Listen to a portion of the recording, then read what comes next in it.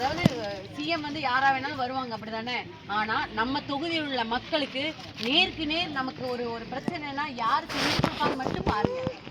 இவங்களுக்கு ஓட்டு போட்டா என்ன நடந்துற போகுது அப்படிங்க மட்டும் அந்த மென்டாலிட்டி நமக்கு இத்தனை வருஷம் அப்படித்தானே இருந்திருக்கு. அதை மாத்திருங்க, மாத்துங்க. இந்த ஒரு முறை நமக்கு கண்டிப்பா உங்களுக்கு உங்க பொண்ணு நம்ம தொகுதியில எல்லாத்தையும் மாத்தி கொடுத்துருவோம். சரியா? படிக்கிற குழந்தைங்க, இந்த குட்டி குழந்தைங்க எல்லாம்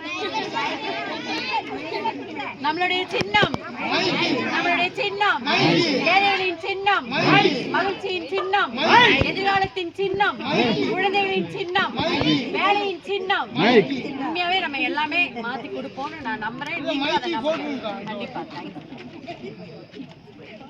எல்லாத்துக்கும் நோட்டீஸ் கிடைச்சிருச்சுலமா, ஒரு தடவை படிச்சு பாருங்க. அதுக்கப்புறமா நீங்க வரியில நம்மளுடைய பணத்தை செலுத்துவாங்க. பெட்ரோல் வண்டி வாகனம் ஃப்ரீயா விடுவாங்க.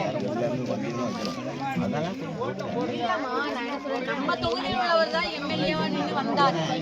நம்ம தொகுதி மக்களுக்கே நல்லது செய்யலும் போது நம்மள மாதிரி உள்ளவங்க இறங்கி கேள்வி கேட்டாதான் கிடைக்கும். அதானே, நம்மள மாதிரி உள்ளவங்க கேள்வி கேட்டாதான் நமக்கு இதெல்லாம் வந்தா நம்ம குழந்தைங்களுக்கு எவ்வளவு நோய் வரும், நொடி வரும். நீங்களே நினைச்சு பாருங்க. இந்த அம்மா என் வீட்டுக்கு முன்னால இருக்காங்க, இவங்கெல்லாம் நம்ம வீட்டுக்கு முன்னால்தான் இருக்காங்க. அம்மாக்கெல்லாம் தெரியும். யாருக்கு என்ன பிரச்சனைனாலும் நீங்க உடனே என்ன தொடர்பு கொள்ளலாம்.